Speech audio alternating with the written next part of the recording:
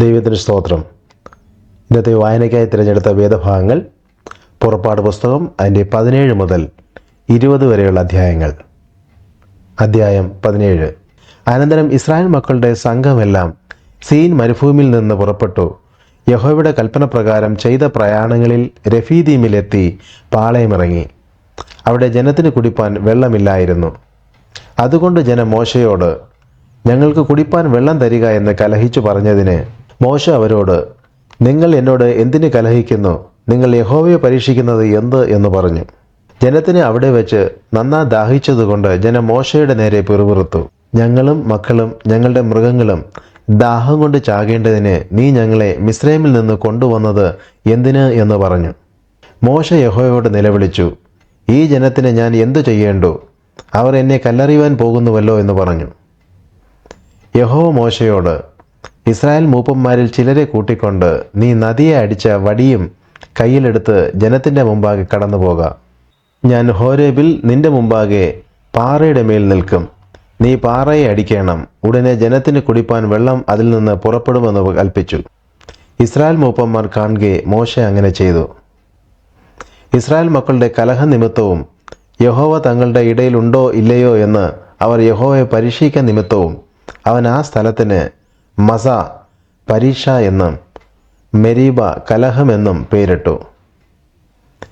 രഫീദീമിൽ വച്ച് അമാലേക്ക് വന്ന് ഇസ്രായേലിനോട് യുദ്ധം ചെയ്തു. അപ്പോൾ മോശ യോശുവയോട്, നീ ആളുകളെ തിരഞ്ഞെടുത്ത് പുറപ്പെട്ട് അമാലേക്കിനോട് യുദ്ധം ചെയ്യുക. ഞാൻ നാളെ കുന്നിൻ മുകളിൽ ദൈവത്തിൻ്റെ വടി കയ്യിൽ പിടിച്ചും കൊണ്ട് നിൽക്കും എന്ന് പറഞ്ഞു. മോശ തന്നോട് പറഞ്ഞതുപോലെ യോശുവ ചെയ്തു. അമാലേക്കിനോട് പൊരുതു. എന്നാൽ മോശയും അഹരോനും ഹൂരും കുന്നിൻ മുകളിൽ കയറി. മോശ കൈ ഉയർത്തിയിരിക്കുമ്പോൾ ഇസ്രായേൽ ജയിക്കും, കൈ താഴ്ത്തിയിരിക്കുമ്പോൾ അമാലേക്ക് ജയിക്കും. എന്നാൽ മോശയുടെ കൈ ഭാരം തോന്നിയപ്പോൾ അവരൊരു കല്ല് എടുത്തു വെച്ച് അവൻ അതിന്മേലിരുന്നു. അഹരോനും ഹൂരും ഒരുത്തൻ ഇപ്പുറത്തും ഒരുത്തൻ അപ്പുറത്തും നിന്ന് അവൻ്റെ കൈ താങ്ങി. അങ്ങനെ അവൻ്റെ കൈ സൂര്യൻ അസ്തമിക്കും വരെ ഉറച്ചു നിന്നു.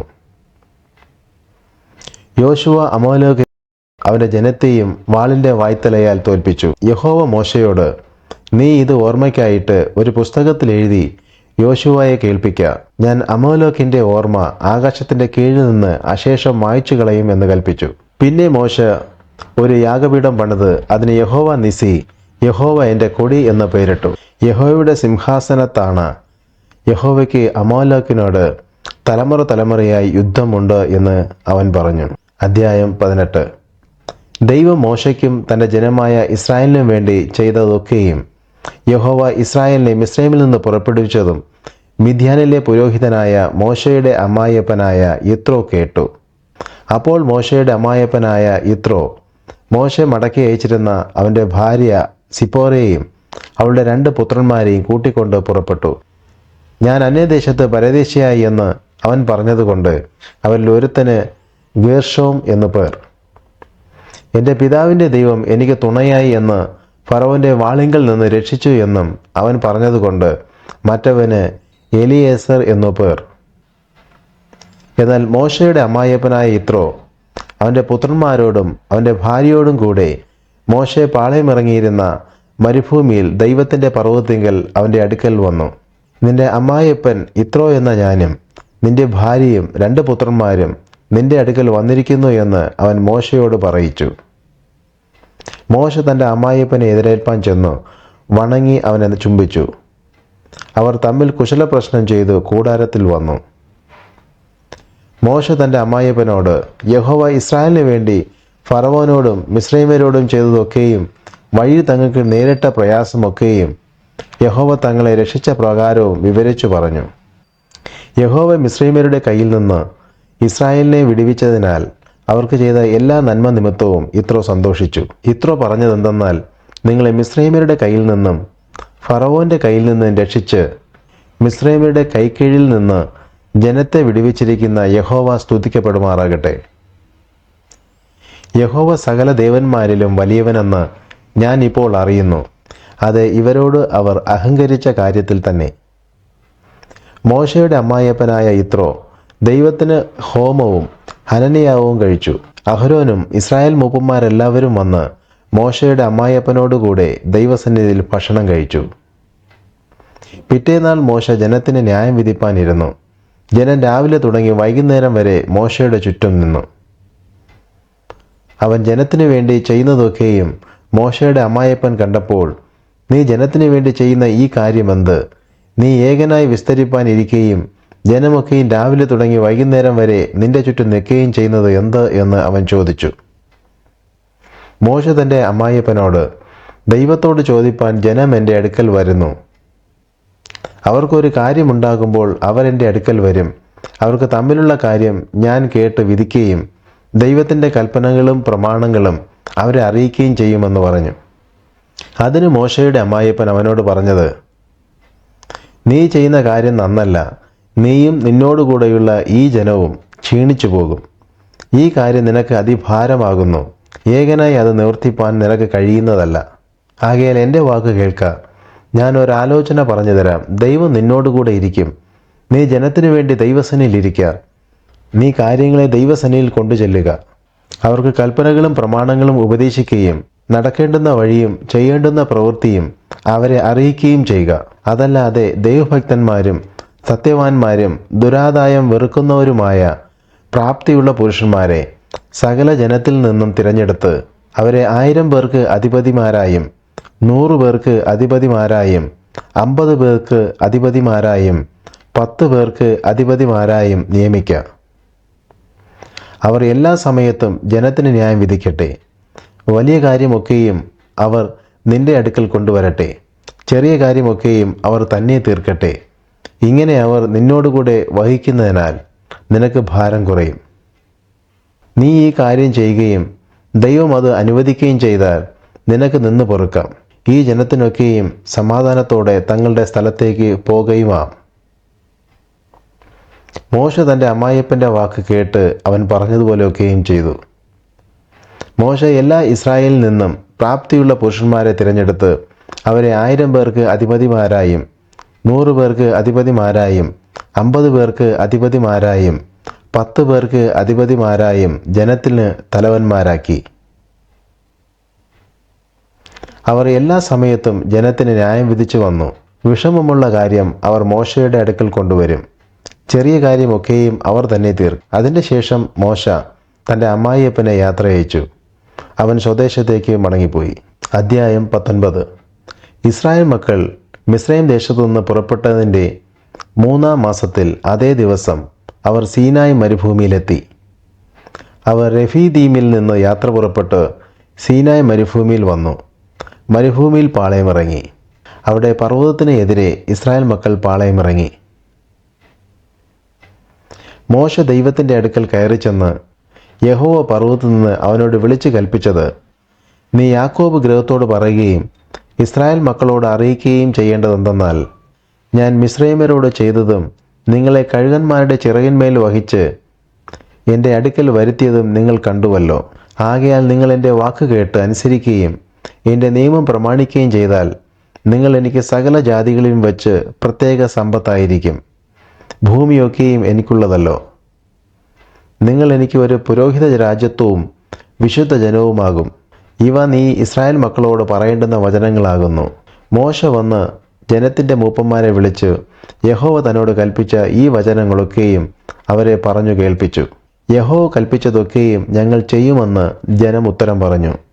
മോശ ജനത്തിൻ്റെ വാക്ക് യഹോവയുടെ സന്നിധിയിൽ ബോധിപ്പിച്ചു.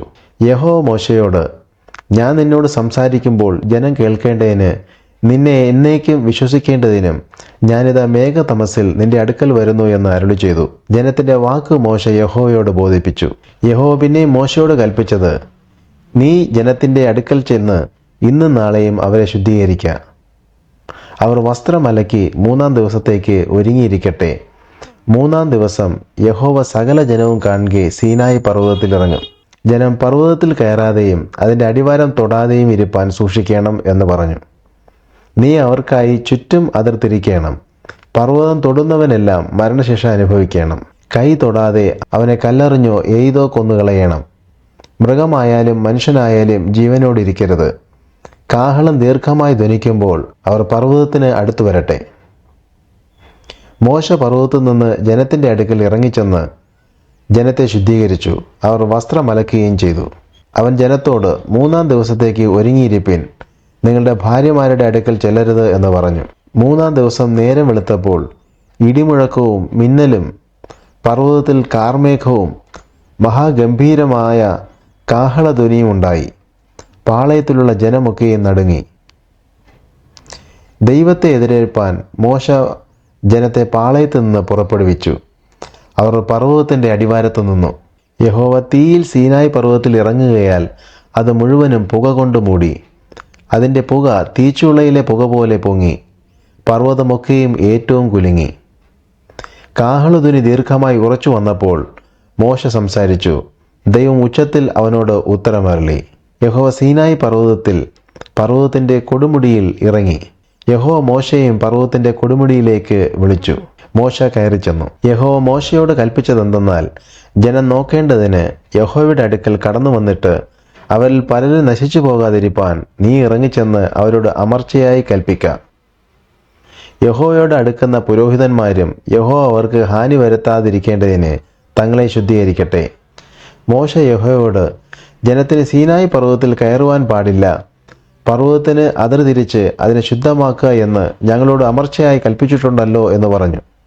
യഹോവ അവനോട്, ഇറങ്ങിപ്പോക, നീ അഹരോനുമായി കയറി വരിക. എന്നാൽ പുരോഹിതന്മാരും ജനവും യഹോവ അവർക്ക് നാശം വരുത്താതിരിക്കേണ്ടതിന് അവൻ്റെ അടുക്കൽ കയറുവാൻ അതിർ കടക്കരുത്. അങ്ങനെ മോശെ ജനത്തിൻ്റെ അടുക്കൽ ഇറങ്ങിച്ചെന്ന് അവരോട് പറഞ്ഞു. അധ്യായം 20. ദൈവം ഈ വചനങ്ങളൊക്കെയും അരുളി ചെയ്തു. അടിമ വീടായ മിസ്രൈം ദേശത്തുനിന്ന് നിന്നെ കൊണ്ടുവന്ന യഹോവയായ ഞാൻ നിന്റെ ദൈവമാകുന്നു. ഞാനല്ലാതെ അന്യദൈവങ്ങൾ നിനക്കുണ്ടാകരുത്. ഒരു വിഗ്രഹവും ഉണ്ടാക്കരുത്. മീതെ സ്വർഗത്തിലെങ്കിലും താഴെ ഭൂമിയിലെങ്കിലും ഭൂമിക്ക് കീഴെ വെള്ളത്തിങ്കിലെങ്കിലും ഉള്ള യാതൊന്നിൻ്റെയും പ്രതിമയും അരുത്. അവയെ നമസ്കരിക്കുകയോ സേവിക്കുകയോ ചെയ്യരുത്. നിന്റെ ദൈവമായ യഹോവയായ ഞാൻ തീഷ്ണതയുള്ള ദൈവമാകുന്നു. എന്നെ പകയ്ക്കുന്നവരിൽ പിതാക്കന്മാരുടെ അകൃത്യം 3-ാമത്തെയും 4-ാമത്തെയും തലമുറ വരെ മക്കളുടെ മേൽ സന്ദർശിക്കും. എന്നെ സ്നേഹിച്ച് എൻ്റെ കൽപ്പനകളെ പ്രമാണിക്കുന്നവർക്ക് 1000 തലമുറ വരെ ദയ കാണിക്കുകയും ചെയ്യുന്നു. നിന്റെ ദൈവമായ യഹോവയുടെ നാമം വൃഥാ എടുക്കരുത്. തൻ്റെ നാമം വൃഥാ എടുക്കുന്നവനെ യഹോവ ശിക്ഷിക്കാതെ വിടുകയില്ല. ശബത്ത് നാളിനെ ശുദ്ധീകരിപ്പാൻ ഓർക്കുക. 6 ദിവസം അധ്വാനിച്ച് നിന്റെ വേല ഒക്കെയും ചെയ്യുക. 7-ാം ദിവസം നിന്റെ ദൈവമായ യഹോവയുടെ ശബത്താകുന്നു. അന്ന് നീയും നിന്റെ പുത്രനും പുത്രിയും നിന്റെ വേലക്കാരനും വേലക്കാരത്തിയും നിന്റെ കന്നുകാലികളും നിന്റെ പടിവാതിൽക്കകത്തുള്ള പരദേശിയും ഒരു വേലയും ചെയ്യരുത്. 6 ദിവസം കൊണ്ട് യഹോവ ആകാശവും ഭൂമിയും സമുദ്രവും അവയിലുള്ളതൊക്കെയും ഉണ്ടാക്കി. 7-ാം ദിവസം സ്വസ്ഥമായിരുന്നു. അതുകൊണ്ട് യഹോവ ശബത്ത് നാളിനെ അനുഗ്രഹിച്ച് ശുദ്ധീകരിച്ചിരിക്കുന്നു. നിന്റെ ദൈവമായ യഹോവ നിനക്ക് തരുന്ന ദേശത്ത് നിനക്ക് ദീർഘായുസ്സുണ്ടാകുവാൻ നിന്റെ അപ്പനെയും അമ്മയെയും ബഹുമാനിക്കുക. കുല ചെയ്യരുത്, വ്യഭിചാരം ചെയ്യരുത്, മോഷ്ടിക്കരുത്, കൂട്ടുകാരൻ്റെ നേരെ കള്ളസാക്ഷ്യം പറയരുത്, കൂട്ടുകാരൻ്റെ ഭവനത്തെ മോഹിക്കരുത്, കൂട്ടുകാരൻ്റെ ഭാര്യയെയും അവൻ്റെ ദാസനെയും ദാസിയെയും അവൻ്റെ കാളയെയും കഴുതയെയും കൂട്ടുകാരനുള്ള യാതൊന്നിനെയും മോഹിക്കരുത്. ജനമൊക്കെയും ഇടിമുഴക്കവും മിന്നലും കാഹളധ്വനിയും പർവ്വതം പുകയുന്നതും കണ്ടു. ജനം അത് കണ്ടപ്പോൾ വിറച്ചുകൊണ്ട് ദൂരത്തു നിന്നു. അവർ മോശയോട്, നീ ഞങ്ങളോട് സംസാരിക്കുക, ഞങ്ങൾ കേട്ടുകൊള്ളാം. ഞങ്ങൾ മരിക്കാതിരിക്കേണ്ടതിന് ദൈവം ഞങ്ങളോട് സംസാരിക്കരുതേ എന്ന് പറഞ്ഞു. മോശ ജനത്തോട്, ഭയപ്പെടേണ്ട, നിങ്ങളെ പരീക്ഷിക്കേണ്ടതിനും നിങ്ങൾ പാപം ചെയ്യാതിരിപ്പാൻ അവങ്കലുള്ള ഭയം നിങ്ങൾക്ക് ഉണ്ടായിരിക്കേണ്ടതിനും അത്രേ ദൈവം വന്നിരിക്കുന്നത് എന്ന് പറഞ്ഞു. അങ്ങനെ ജനം ദൂരത്തു നിന്ന് മോശയോ ദൈവം ഇരുന്ന ഇരുളിന് അടുത്തു ചെന്നു. അപ്പോൾ യഹോവ മോശയോട് കൽപ്പിച്ചത്, നീ ഇസ്രായേൽ മക്കളോട് ഇപ്രകാരം പറയണം, ഞാൻ സ്വർഗത്തു നിന്ന് നിങ്ങളോട് സംസാരിച്ചത് നിങ്ങൾ കണ്ടിരിക്കുന്നുവല്ലോ. എൻ്റെ സന്നിധിയിൽ വെള്ളി കൊണ്ടുള്ള ദേവന്മാരെയോ പൊന്നുകൊണ്ടുള്ള ദേവന്മാരെയോ നിങ്ങൾ ഉണ്ടാക്കരുത്. എനിക്ക് മണ്ണുകൊണ്ടുള്ള ഒരു യാഗപീഠം ഉണ്ടാക്കി അതിന്മേൽ നിന്റെ ഹോമയാഗങ്ങളെയും സമാധാനയാഗങ്ങളെയും നിന്റെ ആടുകളെയും കന്നുകാലികളെയും അർപ്പിക്കണം. ഞാൻ എൻ്റെ നാമത്തിൻ്റെ സ്മരണ സ്ഥാപിക്കുന്ന ഏതു സ്ഥലത്തും ഞാൻ നിന്റെ അടുക്കൽ വന്ന് നിന്നെ അനുഗ്രഹിക്കും. കല്ലുകൊണ്ട് എനിക്ക് യാഗപീഠം ഉണ്ടാക്കുന്നുവെങ്കിൽ ചെത്തിയ കല്ലുകൊണ്ട് അത് പണിയരുത്. നിന്റെ ആയുധം കൊണ്ട് അതിനെ തൊട്ടാൽ നീ അതിനെ അശുദ്ധമാക്കും. എൻ്റെ യാഗപീഠത്തിങ്കൽ നിന്റെ നഗ്നത കാണാതിരിപ്പാൻ നീ അതിങ്കൽ പടികളാൽ കയറരുത്.